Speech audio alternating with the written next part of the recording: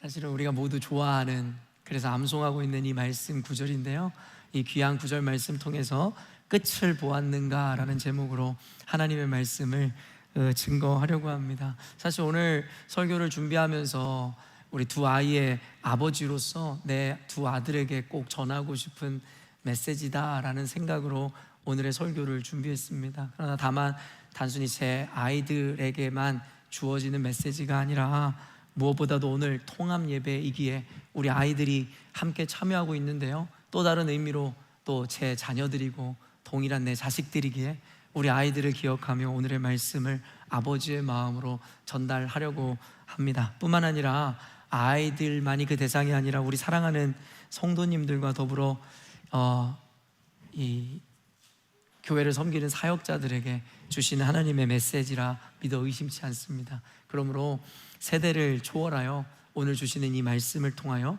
여러분들에게 깊은 하나님의 그 음성을 통한 울림이 남는 설교가 되었으면 좋겠습니다. 오늘 본문은요, 빌립보서입니다. 여러분도 알고 계시겠지만 이 성경에 사도 바울이 보낸 서신서 중에 옥중서신이라는 카테고라이징 되어져 있는 서신들이 있는데요, 옥중서신이라 하면 말 그대로 감옥에 갇혀서 보낸 편지, 쓴 편지를 의미하는 것이고, 그 서신서들은 골로새서, 에베소서, 빌립보서, 빌레몬서 등임을 여러분들이 알고 계실 건데요, 그 옥중서신들 가운데 가장 유명하다라고 할 수 있는 그 옥중서신이 저는 빌립보서라고 생각하는데요, 오늘 본문이 바로 그 빌립보서 말씀입니다.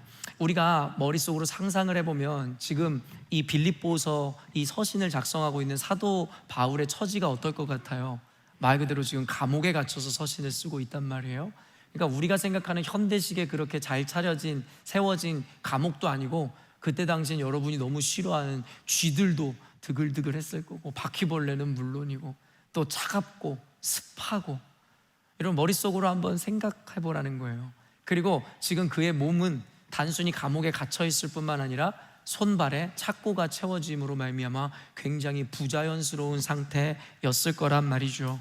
그런 그가 빌립보서를 쓰며 그 가운데 대표적인 말씀 구절인 오늘의 말씀을 기록하는 그의 모습을 생각해 보라는 거예요. 그 말씀이 뭐예요?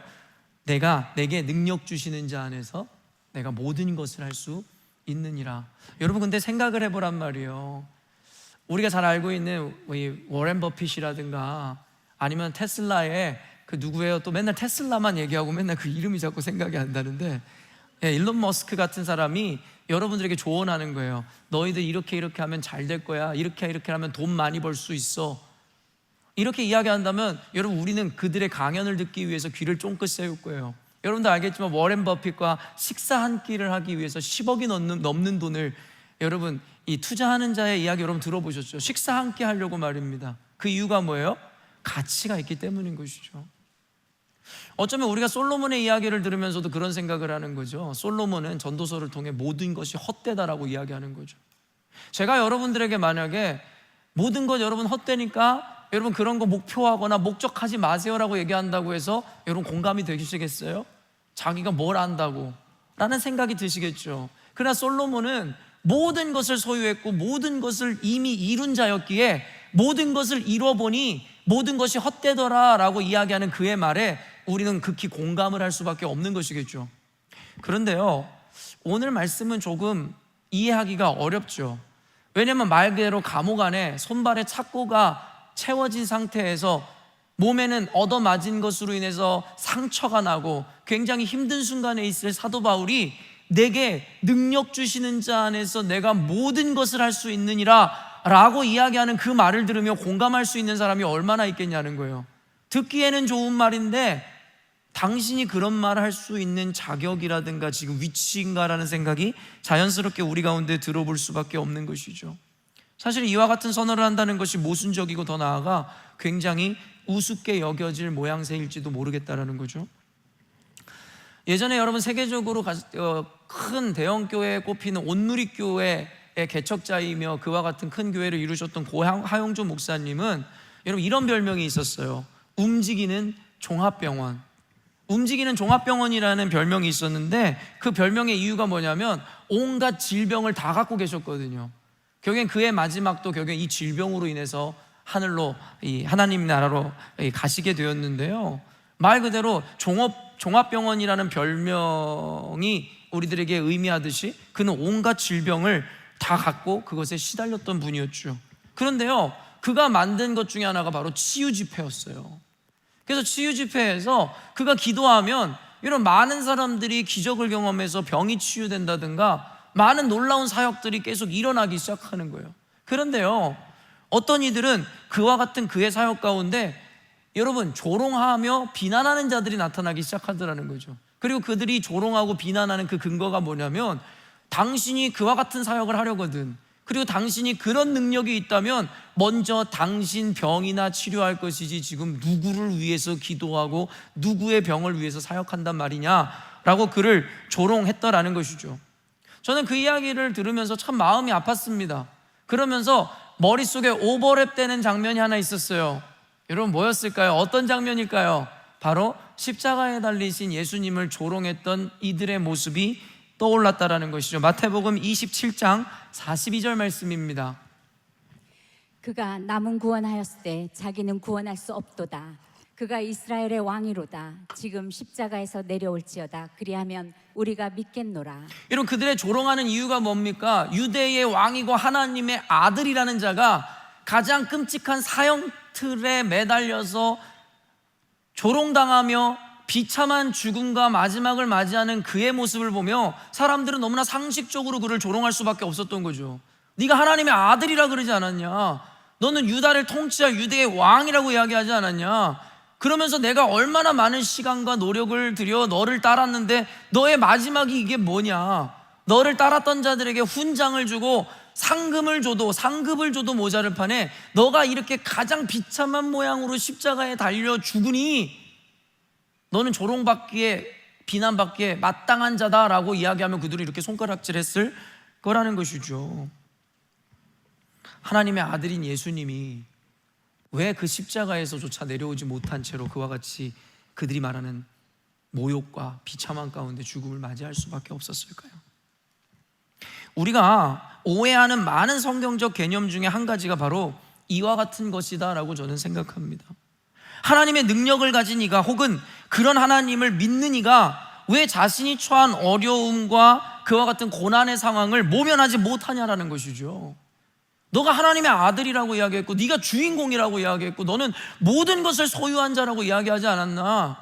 특별히 사도 바울의 이야기를 빌리자면 내게 능력 주시는 그 하나님 안에서 네가 모든 것을 할 수 있다고 했는데 이 재정적인 어려움과, 즉 이와 같은 관계적인 어려움, 그리고 이와 같은 질병에서조차도 헤어나오지 못하는 너가 무슨 하나님의 자녀이며 또한 네가 믿는 그 하나님이 무슨 능력의 하나님이냐? 이런 이와 같은 조롱과 비아냥을 우리는 경험했는지도 모르겠습니다. 그러나 이와 같은 이야기들을 하는 이들은 바로 성경에 대한 무지와 더불어 하나님이 일하시는 방식이나 그의 원리를 알지 못하기에 던지는 무지함의 소치라는 생각을 해보게 됩니다. 어쩌면 이것은 비단 그 어떤 불특정 다수의 상식을 가진 사람들의 이야기일 뿐만 아니라 믿음이 있노라 이야기하며 지금까지 모태신앙인이고 여러 가지 직분을 감당하며 신앙생활을 해왔던 우리의 모습일지도 모릅니다. 그러다 보니 우리 안에는 원망이라는 감정이 생기기 시작하는 것이죠. 원망이라는 건 언제 생기는 거예요? 내 기대가 무너졌을 때. 원망의 크기가 커질 때는 언제인 줄 아세요? 내 믿음과 기대가 더욱더 크면 클수록. 문제는 이것입니다. 우리가 잘못된 하나님을 믿었던 것이 아니라 그 하나님이 말씀하신 바를 잘못 이해하고 믿고 따라왔기 때문에 실망이 따라오는 것이다 라는 이야기를 해드리고 싶은 거죠. 빌립보서 4장 13절 말씀 한 번 더 읽어보도록 하겠습니다. 내게 능력 주시는 자 안에서 내가 모든 것을 할 수 있느니라. 다시 한번 말씀드리지만 우리가 참 좋아하는 말씀 구절입니다. 그래서 암송하기도 하고, 우리 친구들 가운데서도 암송한 친구들 많이 있는지 모르겠어요. 내게 능력 주시는 자 안에서 내가 모든 일을 할 수 있느니라. 그래서 암송하기도 하지만 집에 대문짝만하게 이 말씀 구절 딱 박아놓는 분들 많이 있지 않으세요? 왜요? 그들이 그렇게 암송하고 좋아라 하고 집에 대문짝만한 액자에 걸어놓는 이유는 단순합니다. 말 그대로 전능하신 하나님이 주시는 능력으로 말미암아 내가 바라고 원하는 일들을 모두 이루고자 하는 소망으로 인함일 것이다라는 생각을 했죠. 이 말씀 걸어놓으면 뭔가 비즈니스가 잘 될 것 같고, 이 말씀 걸어놓으면 내 자녀가 뭔가 좋은 대학 갈 것 같고, 이 말씀만 걸어놓으면 내 인생이 이런 말 그대로 평탄할 것이다라고 믿는 혹은 소망하는 그 마음 때문이겠죠. 근데 그런 걸 보면서 저는 부적이랑 뭐가 다를까라는 생각을 해보죠. 어렸을 때 저희 아버님은 늘 부적을 해마다 가져오더랬어요. 그래서 문지방에 왕자, 저는 왜 왕자를 붙이는지 모르겠는데 옛날에 뭐 손바닥 왕자부터 시작해서 무슨 주술적 의미가 있나 봐요. 어찌든지 간에 우리 아버님은 어디선가 구해온 그 왕자를 문지방에다가, 그리고 제사를 지내고 나면은 북어를 실에다가, 명주실에다가 묶어서 문에다 걸어 놓더랬어요. 어떤 의미를 갖고 있는지 잘 모르겠습니다. 그런데 결국엔 그들의 그와 같은 신앙과 믿음과 뭐가 다른지를 잘 모르겠는 거예요. 구분되는 믿음이 아닌 것 같은 거예요. 그냥 대상이 달랐다, 그 차이인 것인가요? 여러분, 우리 모두가 어떤 분야에서 성공을 하고 내가 원하던 일이 실현되어지는 것은 누구나가 원하는 보편적인 마음인 것이고 인지상정의 마음일 것입니다. 여러분 모두가 공부 잘했으면 좋겠고 성공했으면 좋겠고 돈 잘 벌었으면 좋겠잖아요. 저도 그렇습니다. 그렇지 않은 사람이 어디 있습니까? 그런데요, 우리가 잘 알듯이 세상이 말하는 성공 혹은 꿈의 성취는 모든 이들이 경험하는 보편적인 일은 아닌 것 같아요. 물론 성공이라는 규정이 어떠냐에 따라 다르겠지만 우리가 생각하는 성공과 부라는 것은 보편적으로 모두가 경험하는 성공이나 부가 아니라 소수만이 누리는 특별한 특권과 같은 일인지도 모르겠다는 거죠. 모두가 원하고 바라지만 모두가 이루는 것은 아니다라는 이야기를 여러분들에게 해드리는 겁니다. 근데 여러분, 뭐가 차이일까요? 그러면 모두가 다 원하는 그 일을 이루는 이와 이루지 못하는 이의 차이가 무엇이겠냐라는 거예요. 성공하는 사람과 그렇지 않은 사람의 차이가 무엇이겠냐라는 거예요. 성공하는 사람은 뭔가 우리와 다른 뭔가 특별한 존재이기 때문일까요? 뭔가 애초부터 태어날 때부터 쟤네들은 뭔가 특별한 존재이기 때문에 그들은 성공하고 우리는 그와 같은 자리에 쉽게 올라가지 못하는 것일까요? 아니면 우리가 알지 못하는 뭔가 특별하고 비범한 능력을 가지고 있어서일까요? 이도 아니면 혹은 세상 사람들이 비겁하게 이야기하는 그들은 금수저이기 때문에 성공과 부를 거머쥐는 걸까요? 혹은 이렇게 생각해 볼까요? 신앙적 차원으로 우리가 생각해 보자면 하나님께서는 그런 그들만 사랑하시고 편애하시기 때문일까요? 결론부터 이야기하면 그렇지 않다는 겁니다. 아니, 특별하다면 특별한 이들이겠지만 무언가 존재부터가 일반인인 우리와 달라서 닿을 수 없는 존재인 것이 아니라, 존재 자체가 특별한 것이 아니라 그들이 갖고 있는 애티튜드나 마음가짐이 일반 사람들과 다르다라는 이야기를 해드리고 싶습니다. 여러분, 하나님이 어떤 분이십니까? 하나님은 어떤 분이라고 여러분들은 생각하세요? 여러분, 만약에 하나님께서 어떤 누군가에게만 이와 같은 성공과 이와 같은 명예와 부를 허락하시기로 작정하셨다라면 하나님은 불공평한 분이다라고 우리에게 인지될 수도 있는 것 같습니다. 금수저 흑수저 논란이라는 것이 있는 것 자체가 바로 불평과 불만, 그리고 내 힘으로 어쩔 수 없는 그 운명에 갇혀서 결국엔 토로하는 그와 같은 불평들 아닙니까?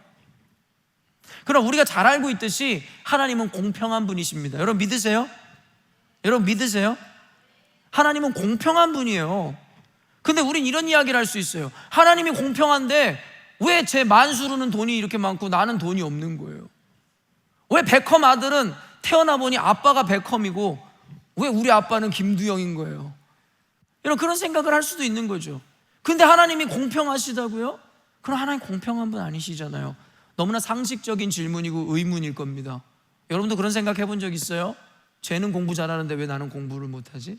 쟤는 저렇게 예쁘고 키가 큰데 왜 나는 못생기고 키가 작을까? 여러분 그런 생각 해본 적 없으세요? 그런데 하나님이 뭐가 공평하세요? 그럼 하나님 공평한 건 아니잖아요. 시작 자체가 다르잖아요. 시편 45편 6절 말씀입니다.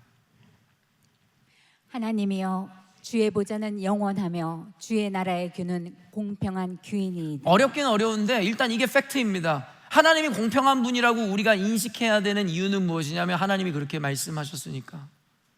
여러분이 어떻게 느끼고 생각하는지는 중요하지 않아요.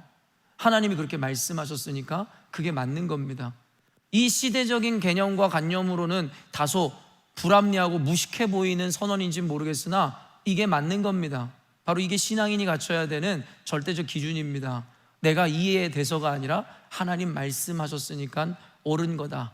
그리고 우리는 그 말씀을 기준으로 그분을 발견해 가는 겁니다. 그게 계시인 겁니다. 그렇기 때문에 우리는 먼저 이 전제를 명제로 삼아야 합니다. 바로 하나님은 공평하신 분이라는 거죠. 근데 아까도 이야기했지만 우리 삶에 일어나는 일들이나 내 주변에 보이는 일은 이렇게 공평하지 않은데요. 왜 누구는 저렇게 아름답게 연주할 수 있는 재능이 있는데 나는 아무 악기도 다룰 수 없는. 나중에 이 공평에 대한 고찰을 좀 더 여러분과 깊이 해보겠으나 적어도 이 하나님의 공평이라는 것을 이 보편적으로 이해하자면 여기서 말하는 하나님의 공평은 우리가 상식적으로 생각하는 그와 같은 개념의 공평이 아닙니다. 하나님이 공평하시다라고 이야기하는 이유는 하나님은 모든 이들에게 동일하게 기회를 주시기 때문에 공평한 분이라는 겁니다. 여러분, 구원은 돈 많은 사람만 받는 겁니까? 돈이 없으면 부자 못 받습니까? 구원을 못 받습니까? 구원은 호주 영주권이 있는 자만 받는 겁니까? 호주 영주권이 없으면 구원을 못 받는 겁니까? 구원은 잘생기고 잘 나가는 사람만 받는 겁니까? 못생기고 못 나가면 그 구원을 받을 수 없단 말입니까? 승윤이, 너 그런 행동이 여기서 용납이 될 거라고 생각하는 것 자체가 이상한데? 여러분, 예배 시간을 의미를 잘 새기셔야 돼요. 어려서부터. 여러분에게 굉장히 길고 지루하게 느껴지는 시간인지 모르겠지만 제가 분명하게 이야기해 드릴게요. 그런 친구들은 성공할 수 없을 겁니다. 오늘 설교랑도 맥을 같이 해요. 웃어야 될 때와 울어야 될 때를 알고, 전도서의 말씀입니다. 놀아야 될 때와 일해야 될 때를 알며 자유롭게 농담을 하고 장난을 쳐야 될 때를 알고 예배를 해야 될 때를 알아 구분하는 자들이 성공하는 자입니다. 속된 말로 똥인지 된장인지 구분하지 못하는 자들이 성공을 이룬다는 건 불가능한 것이겠죠. 그런 자들이 하나님 앞에 인정받는 예배자로 성장한다는 건 불가능한 일이겠죠. 예배를 우습게 생각하겠죠. 저희 교회는 그런 걸 용납하지 않아요. 그런데 아직도 그와 같은 행동들이 우리 아이들에게 있다는 것 자체는 아직도 멀었다는 이야기겠죠.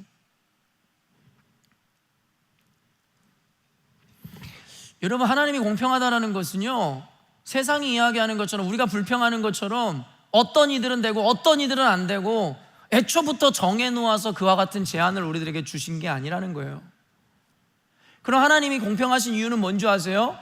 우리가 잘났든 못났든 있든 없든 모두에게 공평하고 동일한 기회를 주셨다는 거예요. 그렇기 때문에 지금 여러분이 어떤 상태에 있는지는 중요하지 않아요. 여러분은 모두 부자도 될 수 있습니다. 성공도 할 수 있습니다. 신앙적인 개념으로 이야기하면 여러분 모두가 예수님의 제자가 될 수 있습니다. 여러분 모두가 하나님이 인정하는 그런 일꾼과 신앙인이 될 수 있다라는 이야기입니다. 그래서 하나님은 공평한 거예요. 저는 어려서부터 유복한 가정에서 자라지 않았다는 걸 여러분들에게 너무나 자주 이야기해 왔습니다. 너무나 가난했고, 저는 배운 거 없고 가진 것 없고 인정받을 만한 건 아무것도 없는 자였으니까요. 그런 저의 인생에는 절망밖에 없었고 하루하루 견디는 게 꿈이었고, 그리고 소망을 갖는다, 꿈을 꾼다가 사치로 여겨질 만큼의 어려운 삶을 살았어요. 그래서 저는 절망밖에 없었어요. 제 자존감은 무너질 대로 무너진 상태였어요. 그런데요, 제가 이렇게 자존감이 높은 목회자가 된 이유가 뭔지 아세요? 예수님을 만나면서부터였어요. 세상은 나 같은 자는 쓸모없는 사람이고 나 같은 자는 안 되는 자라 이야기하지만 하나님은 나에게도 기회가 있다라고 여전히도 말씀하심을 듣게 되었고 꿈이 생기기 시작했다라는 것이죠. 저는요, 목회를 오래 하다 보니 저에게는 사람을 잘 보는 눈이 있습니다. 여러분 모두가 어떤 일을 10년 이상 하면 전문가가 되잖아요. 카일 형제처럼 커피를 10년 이상 내린다든가 요리를 하면 그 분야의 전문가가 되겠죠. 저는요, 목회 전문가입니다. 20년을 넘게 생명 걸고 해왔거든요. 단 한 번도 쉬지 않고 20년을 목회자로서 사역해왔거든요. 그러니까 얼마나 전문가이겠습니까? 근데 제가 뭐를 다루는 전문가입니까? 제가 공을 다루는 전문가입니까? 커피를 내리는 전문가입니까? 요리를 하는 전문가입니까? 저는 사람을 다루는 전문가입니다. 사람을 가르치고 사람을 변화시키고, 그렇기 때문에 저는 사람을 아주 잘 압니다. 사람을 잘 봅니다. 그리고 저는 저 사람이 어느 정도 신앙의 성숙을 갖추게 될지에 대해서도 저는 알 것 같습니다. 그리고 더 나아가 저 사람이 어느 정도 성공할 사람인지 그런지 아닌지는 저는 이미 알고 있습니다. 우리 속담에 이런 말이 있어요. 될성 부른 나무는 떡잎부터 안다라는 말이 있죠. 애초에 나무로 성장하기 이전에 떡잎만 봐도 이게 잘 될 나무인지 안 될 나무인지를 안다라는 이야기입니다. 제가 여러분 뭔가 대단한 특별한 은사가 있거나 대단한 능력이 있어서 될 사람 안 될 사람을 안다는 이야기일까요? 아니에요. 사람들을 찬찬히 관찰하고 살펴보니 성공한 사람들에게 나타나는 특징과 늘 안 되고 불평하는 사람들에게 나타나는 특징이 동일하게 나타나더라는 거죠. 임상을 통해, 경험을 통해 발견하게 되는 것이고, 저는 여러분들에게 그 지혜를 가르쳐드림으로 말미암아 여러분 모두가 성공하기를 원하는 마음으로, 아버지의 마음으로 이 마음을 전하는 것이죠. 여러분들도 스스로 평가해 보세요. 어른분들도 마찬가지입니다. 아직 인생 끝나지 않았잖아요. 아직 더 성공할 수 있습니다. 그 성공이 무엇인지에 대한 규정은 다음으로 미루고, 저는 여전히도 여러분 성장할 수 있다고 믿어요. 연세가 드신 분들 아직도 성공할 수 있다고 저는 믿습니다. 포기하지 마시라는 거예요. 여러분 스스로도 평가해 보세요. 내가 성공한 사람인가, 성공할 사람인가, 아니면 성공을 죽었다 깨나도 못할 사람인가.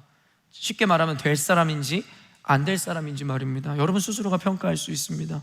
먼저 안 될 사람은 자신이 포기하거나 멈춰야만 하는 핑계와 이유를 찾기에 바쁩니다.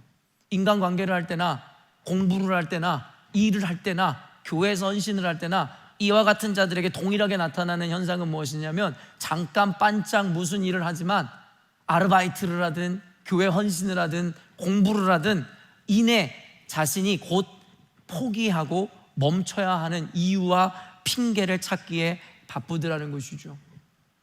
어렸을 때 제가 그랬습니다. 공부하려고 도서관을 끊고 이제 열심히 공부해서 올해는 내가 진짜 한번 공부해보자, 이 마음을 품고 없는 돈 긁어서 부모님한테 요청해서 도서관을 끊어요. 독서실을 끊죠. 그런 다음에 어떻습니까? 가가지고 앉아서 이제 진짜 해보리라. 그리고 앉아요. 그러면 어때요? 이제 그 자리에서 일어나야 하는 이유를 찾기 시작하는 거예요. 갑자기 아프지 않았던 배가 아프기 시작하고, 화장실 갔다 오면 갑자기 마르지 않았던 목이 마르기 시작하고, 그리고 앉아있다 보면 괜히 뭔가 먹고 싶고, 그러다 보면은 진동이 울리면 여러분 이때다 싶어 친구의 연락을 받고 당구 치러 나가고. 그래서 여러분 저는 어땠어요? 공부를 못했습니다. 이런 건 당연한 결과 아닙니까? 공부를 잘하려면 공부를 해야 공부를 잘하는데, 저 같은 사람은 공부를 안 해도 되는 이유와 그 당위와 핑계를 찾으니 어찌 공부를 잘할 수 있습니까? 만약에 여기 있는 친구들도 저와 같은 태도로 공부하는 이들이 있다면 여러분의 미래는 훤히 보입니다. 공부 못할 거예요. 그리고 여러분에게 분명히 이야기합니다. 저주라고 생각하지 마세요.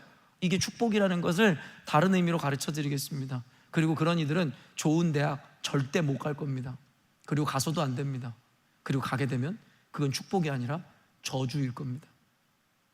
하나님께서 우리에게 허락하신 일반적인 원리는 돈을 벌고 싶은 사람은 열심히 일하라는 것이고, 좋은 대학 가고 싶은 사람은 열심히 공부하라입니다. 그런데 혹 여러분 주변에 그러지 않았는데 좋은 결과를 받은 사람이 있다고 하여 부러워하지 마십시오. 그들의 성공은 이내 곧 무너지게 될 겁니다. 왜요? 세상의 원리를 거스른 거거든요. 하나님이 세운 법칙을 거스른 거거든요. 요행이, 우연히, 부모 덕에 그와 같이 쌓아놓은 성공은 이내 곧 무너집니다. 그래서 한국에 이런 속담이 있는 거 아시죠? 부자는 3대를 가지 못한다는 거예요. 부자는 그 다음 제너레이션까지는 먹여 살려줄 수 있는 돈이 있는지 모르겠지만 그 다음 제너레이션은 반드시 가난해진다는 거예요. 왜요? 그 부는 자신이 이루어 놓은 게 아니기 때문이라는 것이죠. 그렇기 때문에 안 될 사람은 자신이 포기하거나 멈춰야 하는 핑계와 이유를 찾기에 바빠요.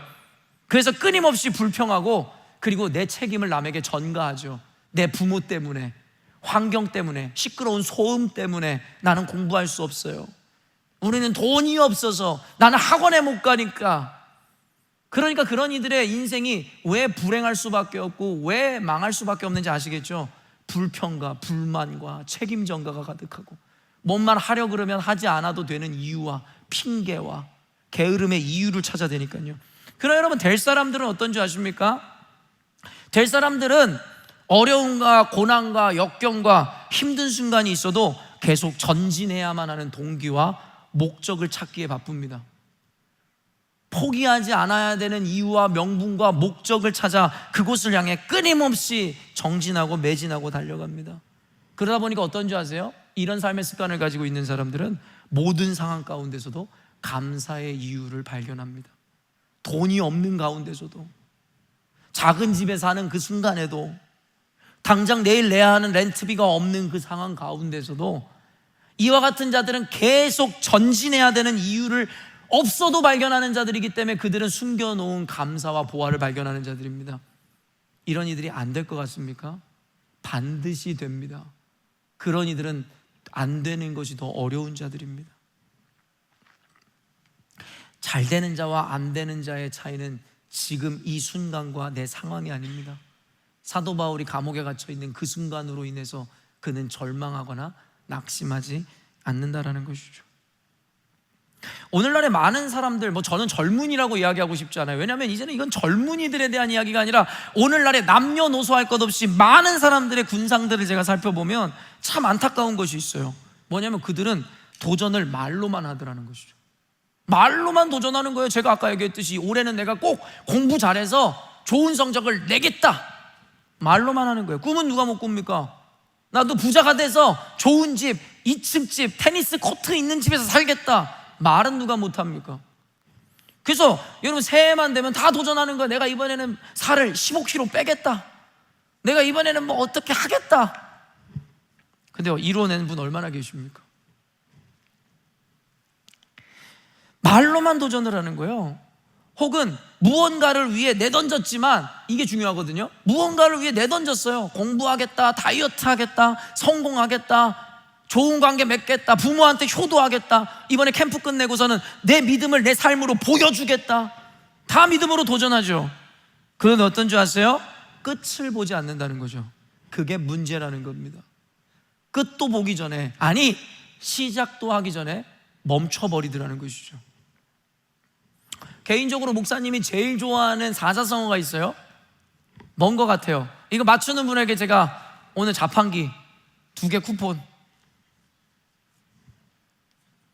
사자성어야. 에? 고진감래? 자판기가 그렇게 먹고 싶으셨나? 아이들한테 지금 해보라 그러는데 또 강일영 제가, 아니요, 고진감래 아니에요. 제가 이 사자성어 교회에서 사용한 적이 있어요. 설교 제목이, 설교 내용의 핵심이었던 적도 있었고. 수적천석이라는 사자성어를 좋아합니다. 수적천석이라는 그 사자성어의 의미가 뭔지 대부분 알고 계시죠? 여러분, 물방울이 돌을 뚫는다는 이야기입니다. 여러분, 물방울이 돌을 뚫는데요. 합이나 이해가 돼? 물방울이 어떻게 돌을 뚫어? 그런데 놀라운 것은 불가능해 보이지만 이게 사실이라는 걸 우리 모두 알고 있죠. 어떨 때에 물방울이 돌을 뚫는 줄 알아, 하빈아? 그 물이 한 곳에 집중하여 끊임없이 떨어지니 세월과 시간이 흘러 돌이 구멍난다라는 게 수적천석이라는 것의 의미입니다. 그래서 수적천석에서 우리들에게 가르치는 교훈이 뭔지 아세요? 무슨 일을 하려거든, 혹은 우리가 이렇게 흔히 이야기하죠, 남자가 칼을 뺐으면 뭐라도 하라는 겁니다. 그리고 포기하지 말라는 거예요. 그럼 된다는 거예요. 여러분이 이야기하는 루저, 맨날 그냥 패배감에 쌓여있는 사람들의 특징이 뭔지 아세요? 너무 쉽게 포기하고 늘 멈춰야 되는 이유만 찾고 말만 살아서, 말로만 하지 행동으로 보이지 않는 사람들, 그런 사람을 루저라고 이야기하는 겁니다. 돈이 없는 사람이 루저가 아닙니다. 공부 못하는 사람이 루저가 아닙니다. 못생긴 사람이 루저가 아닙니다. 루저는 쉽게 포기하고 말한 것에 책임지지 않고 자기가 하는 행동에 대해서 알지 못하는 자들을 루저라고 이야기하는 겁니다. 다만 우리가 수적천석이라는 말을 듣고선 깨달아야 되는 것이 무엇인 줄 아세요? 한 방이 아니라는 겁니다. 한 방이 아니에요. 우리 친구들 요즘에 쇼츠라든가 유튜브 보면서 잘못된 거 배우는 이들 많아요. 한 방이 아니에요. 한 방으로 끝나는 일 같은 건 없습니다. 뭔가 대단하고 특별함도 아닙니다. 그저 꾸준히 지속적으로 끝까지 한 곳에 집중하는 겁니다. 그런 사람은 성공합니다. 저는 주님만 바라봅니다. 하나님만 생각합니다. 그리고 거기만 향하고 있습니다. 그러니까 제가 안 되겠습니까? 제가 목회자로 안 되겠습니까? 지금 우리 교회의 크기를 보지 마세요. 저에겐 안중에도 없습니다. 저는 저를 부르신 주님을 바라봅니다. 그게 언제일지 모르겠어요. 내년일지 10년 후일지 몰라요. 그래도 저는 끝까지 그곳만 향합니다. 그런데 제가 안 될까요? 10년 후에도 저는 여러분과 똑같이 만났으면 좋겠어요. 우리 정인이 10년 후에 만나겠지? 정인아 목사님 만나겠지 10년 후에? 10년 후에 우리 정인이가 얼마나 예쁜 아가씨가 돼서 지금 청년이 돼서 여기 앉아 있을까? 그때의 목사님을 다시금 생각해보고 목사님이 이루어놓은 일들을 보았으면 좋겠어요. 반드시 이루어질 미래니까 말입니다. 반드시 이루어질 미래니까 말입니다. 제 능력이나 지금 제가 갖고 있는 환경에 관심 없습니다. 나는 주님만 바라보니까요. 신앙의 관점에서는 이런데요, 단순히 신앙의 이야기가 아니라 여러분의 삶의 모든 분야에 여러분 적용하세요. 하율이가 정말 그림을 잘 그리고 싶고 정말 만화가가 되고 싶으면 말로만 떠든다고 해서 성공하는 만화가가 되는 게 아니라는 것쯤은 알아야죠. 이제 하이스쿨에 가고 어른이 되어 갈수록 알아야겠죠. 물방울은 당장은 돌을 뚫을 수는 없는지 모르겠지만 계속 떨어지면 반드시 뚫리게 되어 있다는 것을 우리가 믿고 알아야 된다는 거예요. 여러분 꿈이 있으세요? 남녀 고아를 막론하고 여러분 꿈이 있으시냐고요? 꿈이라는 건 말 그대로 아직 이루어지지 않았으니까 꾸는 것이겠죠. 여러분 모두 꿈을 꾸세요. 그리고 그 꿈은 허황된 이상이 아니에요. 반드시 이루어질 꿈이라는 걸 잊지 마세요. 여러분이 포기만 하지 않는다면, 그리고 여러분이 끝까지 그곳을 향해 달려간다면 반드시 이루어지게 되어 있습니다. 우리 아이들의 제일 비극적인 게 뭔지 아세요? 꿈이 없다는 거예요. 꿈이 없는 아이들에겐 미래가 없습니다. 그리고 성취되고 이루어져야 하는 결과 따위도 없습니다. 꿈이 없는데 뭐가 이루어진단 말입니까? 사랑하는 우리 어린이 친구 여러분, 학생 여러분, 꿈을 꾸세요. 다만 오늘 여러분들에게 한 가지 여러분의 인식을 넓혀드리길 원하는 건 지금 여러분의 상황과 현실에 집중하지 마세요. 그건 신앙인들이 꾸는 꿈이 아닙니다. 사도 바울이 꾸었던 꿈이 아닙니다. 감옥에 갇혀서 손발이 착고에 묶인 채로 무슨 꿈을 꾼단 말입니까? 무슨 기쁨을 이야기합니까? 무슨 능력 주시는 자 안에서 모든 것을 할 수 있다는 말을 감히 가르칠 수 있단 말입니까? 사도 바울은 상황을 보지 않았어요. 그를 부르시는 주님을 바라보니 지금은 불가능한데 반드시 이루어지리라 믿었던 거죠.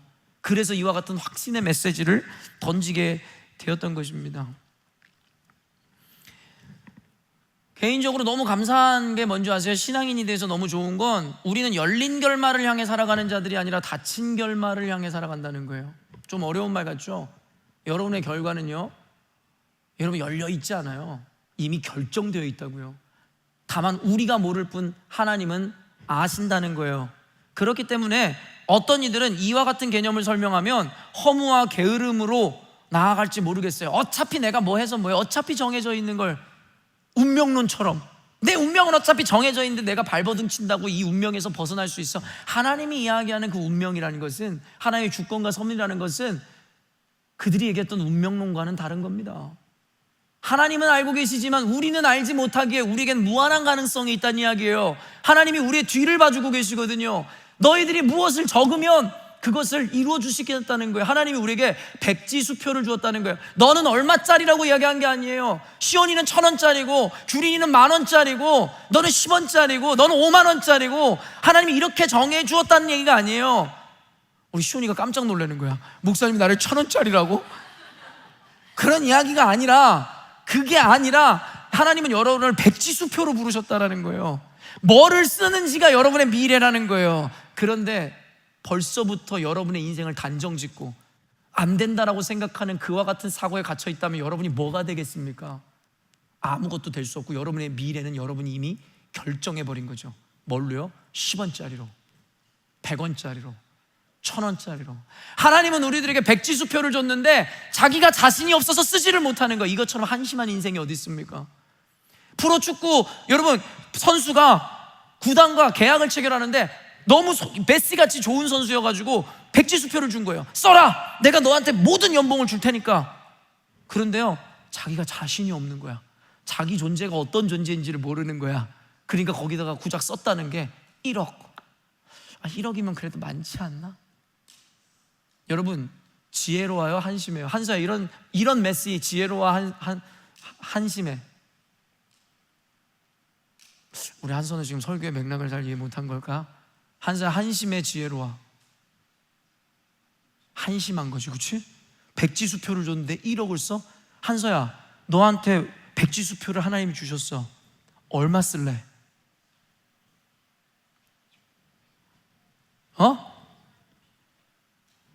안 들리는데 뭐라고 얘기했는데 승윤아 뭐라 그랬어? 다? 그건 또 예상치 못한. 그러면 너는 모든 것을 소유하게 될 거야. 왠 줄 알아? 사도 바울이 뭐라고 얘기했어요? 내게 능력 주시는 자 안에서 through Christ who gives strength. 내게 능력 주시는 자, you can do everything. 너가 우리 한서는 말씀을 잘 알고 있는 거지. 한서는 어떤 것을 규정한 게 아니라 모든 것을 소유하기로 작정한 거예요. 한서 너는 될 사람인 거야. 1억 1조에 묶이는 게 아니야. 이번에 이찬혁인가? 그 친구가 1조라는 노래를 발표했잖아요. 어렸을 때 꿈을 꿨는데 1조를 갖는 꿈을 꿨는데 그게 꿈이 아니라 예언인가 보다라는 나름의 신앙적 고백을 한 노래를 발표했거든요.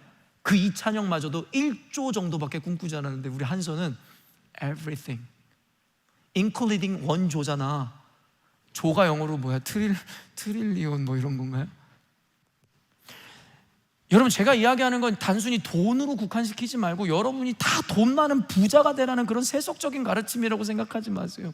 여러분은 모든 것을 이룰 수 있고 모든 것을 소유할 수 있고 모든 것을 할 수 있는데 이미 안 된다라고 이야기하는 그 마음이 여러분을 성공과는 멀어지게 한다라는 이야기를 하는 것이고, 이와 같은 꿈을 꾸시되 끝까지 여러분 도전하시라는 거예요. 멈추지 말라는 거예요. 한 방을 기대하지 말라는 겁니다. 여러분, 하나님께서는요 우리에게 최선이라는 가치를 요구하시는 거예요. 너희들의 환경과 상황을 보지 말고 너희들의 능력을 보지 말고 너희들은 다만 이것만 테이크해라. 그게 뭐냐면 do your best. 최선을 다하라는 거예요. 근데 여러분, 이 최선이라는 말이 갖고 있는 의미가 뭔지 아세요? 최선이 뭡니까? 최선. 여러분, 최선이라는 이 단어의 사전적 의미를 찾아봤더니 그 의미가 뭐냐면 온 정성과 힘이라는 거예요. 온 정성과 힘, 그게 최선이라는 거예요. 여러분, 그냥 정성과 힘이 아니에요. 앞에 붙어야 되는 수식이 뭐예요? 온 정성이라는 거예요. 모든 정성과 모든 힘을 들여야 된다는 거예요. 근데 저는 이 사전을 찾아보면서 구절이 생각났어요. 여러분도 생각나죠? 어떤 구절이 생각납니까? 마태복음 22장 37절 말씀이 생각났는데 한번 읽어볼게요. 예수께서 이르시되 내 마음을 다하고 목숨을 다하고 뜻을 다하여 주 너의 하나님을 사랑하라 하셨습니다. 여러분, 율법사가 예수님에게 찾아와서 어떤 계명이 가장 크고 중요한 개념이라고 물었을 때 예수님의 답변이에요. 너는 내 마음을 다하고 목숨을 다하고 뜻을 다하여. 여러분, 우리는 그동안 많이 성경 구절을 읽어왔어요. 근데 여기에 담겨져 있는 예수님의 그 간절함과 무게와 그 의중과 의도가 들리세요? 여기서 이야기하는 그래 내 마음을 다하고 목숨을 다하고 뜻을 다하여 주 여호와를 사랑하라, 이게 첫째 되는 계명이다. 여러분 정말 그러고 계세요? 여러분, 주님 사랑하십니까? 아마 여러분 다 예스 할 거라고 믿어요. 주님 사랑하시죠? 근데 주님은요 그저 그렇게 사랑하라고 말씀하신 게 아니라요, 뭐라고 말씀하셨어요? 온 힘을 다해, 내 마음을 다해, 목숨을 다해. 여러분, 목숨을 다한다라는 의미가 뭐예요? 생명은 결국 우리의 최종값이에요. 모든 것을 다해 주님을 사랑하라는 거예요. 그게 바로 하나님이 우리에게 요구하시는 믿음이고 사랑이라고 말씀하시는 거예요. 근데 교회를 대강 다닐 수 있어요? 예배를 대강 드릴 수 있어요? 신앙생활을 대강 할 수 있단 말입니까? 예수님을 대강 믿을 수 있다라고 이야기하십니까? 온 정성과 목숨까지 다해서 사랑하라고 말씀하시고 계시는데 말입니다. 여러분, 이 개념을 최선이라는 개념, 여러분 최선 다했어? 제가 우리 하율이한테 너 진짜 최선을 다했어? 그럼 우리 하율이 웃자고 하는 얘기인지 뭔진 모르겠지만 나 최선 다했어. 진짜 최선이야? 그게 진짜 최선이야? 그게 온 몸과 생명과 내 모든 에너지를 다 사용해서 한 거야? 아니잖아. 자기가 생각한 최선이었을 뿐. 결국에는 성경이 이야기하는 최선이라는 사전이 이야기하는 그 최선이 아니었지 않냐라는 겁니다. 주님을 사랑합니다라고 고백하는 것만으로는 충분하지 않아요. 그냥 예배 드릴 때나 찬양할 때 주님 사랑합니다, 그 고백 누가 못합니까? 사력을 다하고 진액을 짜내어 모든 것으로 주님을 사랑하라는 이야기입니다. 우리의 최선은 말뿐인 최선은 아니었습니까? 현대 아시죠? 여러분, 여기 호주에도 현대 자동차 많은데 현대를 세운 그 고 정주영 회장 우리 모두 다 알고 있잖아요. 여러분, 기업가들에게 있어서 하나의 신화와 같은 인물이에요. 그가 단순히 부자였고 대기업을 이끈 리더여서만은 아니에요. 여러분, 그를 신화로 여기는 게 뭔지 아세요? 가난하고 힘든 과거를 가진 이였기 때문이에요. 제가 그게 옛날에 대선에 나왔을 때 막 그 만화책 뿌리던 걸 읽어본 기억이 난 것 같은데, 어렸을 때 막 쌀집에서 막 일하고 막 가난하게 자라서 막 그런 거 봤던 것 같아요. 근데 여러분, 이 사람이요, 이 기업을 세워나갈 때에 원래는 자동차 수리공이었거든요. 그런데 그가 갑자기 토건 사업에 뛰어들겠다는 거예요. 그러니까 토목 건설 사업에 뛰어들겠다는 거예요. 그랬더니 주변 사람들이 야, 자동차쟁이가 자동차 수리나 하던 사람이 무슨 토목이고 건설이야, 비아냥거렸죠. 근데 여러분 아시죠? 현대건설. 여러분, 이뿐만 아니라 여러 가지 해외에서 수주를 따내거나 일이 있을 때마다 다 안 된다는 거야. 야, 우리나라가 뭐래? 지금 너희들 여기서 구멍가게 하는데 어디 가가지고 지금 코스트코한테 덤비려고 그래? 예를 들어 모두가 안 된다는 거예요. 모두가 할 수 없다는 거예요. 근데 정주영 이분이 남긴 말이 있어요. 유명한 말인데 여러분 그냥 인터넷에 쳐봐도 정주영 쓰면 옆에 바로 떠요. 뭔지 아세요? 그 부하 직원들이나 사람들한테 할 말, 해봤어? 해봤어요. 너 해봤어? 진짜 안 된다는 그 말 해봤어? 너 책임질 수 있어? 해보지도 않고 어떻게 알아?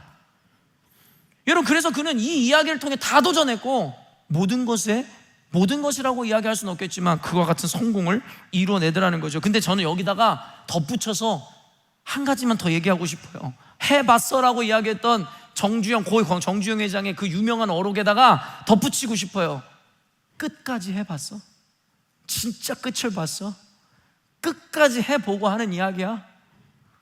라고 말입니다. 단순히 도전해보는 것만으로는 불충분합니다. 어떤 이들은 도전한 것 자체로 스스로를 자위하는 거예요. 나 도전해봤으니까 됐잖아. 그것으로 이룰 수 있는 일은 아무것도 없습니다. 도전했으면 끝까지 가는 거예요. 물론 때로는 이름 포기가 더 지혜로운 것일 수도 있습니다. 그러나 이와 같은 말을 하는 자들의 대부분은 정말 해보고 이야기하는 자들이 아닙니다. 목사님, 그래도 일찍 포기하는 게 지혜로운 거 아니에요? 아까도 이야기한 것처럼 멈춰야 되는 이유만 찾아내는 자들의 변명에 불과하죠. 그저 하기 싫은 자신을 변호하기 위해 인용하는 표현일 뿐이라고 저는. 에디슨이든 장영실이라는 발명가들을 떠올려보세요. 코페르니쿠스든 갈릴레오를 떠올려 보십시오. 아니면 종교적으로 마틴 루터나 칼빈을 떠올려 보십시오. 모든 영역에서 역사의 획을 그은 자들이에요. 그런데 그들이 금수저들이었습니까? 그런 이들도 있었죠. 여러분, 그들의 인생의 환경이 모두 잘 나가고 잘 되었었나요? 아니죠. 수만 번을 실패하고 생명의 위협을 느끼고 모두가 안 된다고 이야기하는 그때에도 그들은 멈추지 않았다라는 거예요. 그리고 끝까지 간 끝에 그들의 이름 석자를, 코페르니쿠스는 석자는 아니고 5자지만 이런 그 이름을 역사에 새기게 되는 겁니다. 성공하고 싶으세요? 네, 말로 하지 마세요. 말로 떠든다고 성공이 되는 게 아니라 최선을 통해 끝까지 간 자들이 경험하는 게 성공이라는 결과입니다. 우리는 모두 결과를 바라보지만 그 결과는 아무에게 주어지지 않습니다. 성경 인물의 이야기는 말할 것도 없고 사도들의 사역만 보아도 우리는 그리 쉽게 이루어진 것이 아님을 알고 있죠. 수많은 핍박과 고난 가운데서도 그들은 가고자 했던 그 길에 발걸음을 멈추지 않았어요. 사도행전 20장 24절입니다.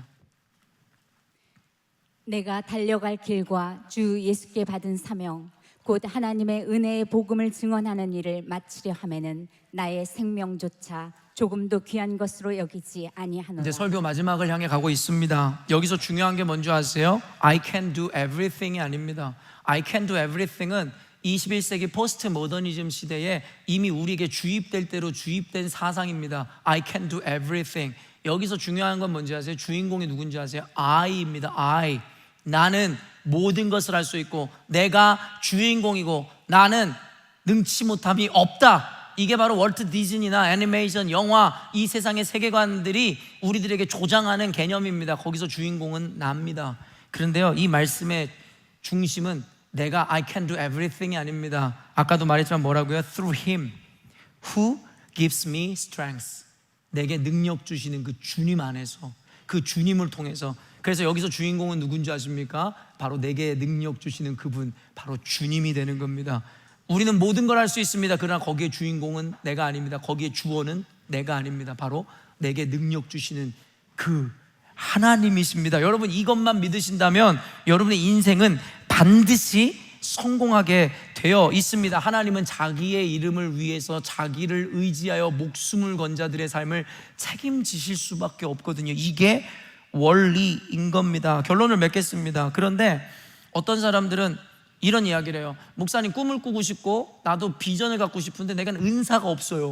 나는 잘하는 게 아무것도 없고 뭐를 꿈꿔야 되고 목적해야 되는지도 아무것도 모르겠어요. 그러면서 어떤 이들, 어려서부터 벌써 은사를 발견한 아이들만 보면서 부러워하고, 왜 나한테는 저런 것도 없냐고 엄마 아빠한테 원망하고, 그리고 스스로 절망하고, 스스로 useless, 쓸모없다라고 이야기하고. 그런데요, 아까도 얘기했지만 우리가 느끼는 감정, 이해하는 것과 관계없이 중요한 게 뭐라고요? 성경이 뭐라고 이야기하고 있냐는 거예요. 성경은 우리에게 모두 특별한 은사와 부르심을 허락하셨다라고 가르칩니다. 그런 말씀이 어디 있어요? 모든 사람에게 은사와 부르심을 줬다라고 성경 어디에 있냐고요? 여러분, 성경을 이와 같은 구절로 찾지 마시고 개념으로 찾으세요. 하나님이 여러분을 지으셨잖아요. 세상에 존재하는 모든 것은 그들을 그 지으신 이의 목적과 방향을 위해 존재한다라는 상식을 가르쳐 드립니다. 하나님이 여러분을 당신의 목적을 위해 지으셨다면 그 목적을 향한 부르심과 그 목적을 이루기 위한 은사를 왜 안 주셨겠어요? 모두가 하나님이 지으신 이들인데요. 그럼 모두가 하나님의 은사와 부르심이 있다는 걸 우리가 당연하게 알아야 되는 거 아니에요? 그리고 그 부르심에는 후회하심이 없대요. 나는 이런 은사 바라지 않았어요. 난 이런 부르심 원치 않아요. 근데 주님이 후회하지 않는데요. 로마서 11장 29절입니다. 하나님의 은사와 부르심에는 후회하심이 없느니라. 여러분, 그렇게 우리에게 은사와 부르심 혹은 목적이 없는 것이 아니에요. 우리는 쓸모없는 존재가 더더욱 아닙니다. 다만 아직 발견하지를 못한 거예요. 분명히 있습니다. 아직 발견하지 못한 거예요. 그럼 여기서 이런 거죠. 아니, 그럼 그걸 빨리 발견해야 내가 그걸 향해서 최선을 다할 거 아닙니까? 그런데요, 왜 나는 아직까지도 은사를 발견하지 못했을까? 왜냐하면 우리는 자꾸 한 방만 생각하니까, 그리고 어떤 특별한만을 은사라고 생각하니까 그게 착각이고 우리가 보지 못하는 이유입니다. 여러분, 우리가 끝까지 할 수 있다면 그게 은사입니다. 끝까지 붙잡을 수 있으면 그게 부르심입니다. 우리 청년들, 목사님은 청년 사역 많이 했는데요, 청년들이 나한테 늘 그런 이야기 한댔잖아요. 목사님, 사모님이랑 결혼할 때 사모님이 하나님께서 주신 사람인지 어떻게 아셨냐고. 또 얼마 전에 오픈 더 바이블에서 그런 질문이 있었잖아요. 나를 부르심을 내가 어떻게 아냐고. 부르심이 없는데 어떻게 하냐고. 우리가 갖고 있는 질문들이죠. 근데 여러분, 하나는 알고 둘은 모르는 거예요. 하나님이 우리를 부르실 때의 그런 특별하고 대단한 어떠함으로만 우리들에게 말씀하실 거라는 우리들의 착각. 그런데요, 제가 그런 청년들에게 늘 하는 얘기가 뭔지 아세요? 내가 이 사람이 하나님이 내게 주신 사람이라고 믿었던 이유는, 결혼한 이유는 내가 이 사람을 끝까지 만나고 있더라. 많은 자매들을 만났지만 다 헤어질 수밖에 없었는데 이 사람은 끝까지 만나고 있더라. 저는 그게 하나님께서 약속하신 약속이고 부르심이라고 믿었어요. 제가 왜 목회자의 길을 가는 줄 아세요? 뭐 하나님이 갑자기 하늘에 갑자기 예수님이 막 나타나면서, 아니면 꿈에 환상이 보이면서 너는 목사가 돼야 된다 말씀하셨는 줄 알아요? 아니요, 제가 하고 싶었어요. 그리고요, 저는 하고 싶은 일을 위해서 열심히 살아왔어요.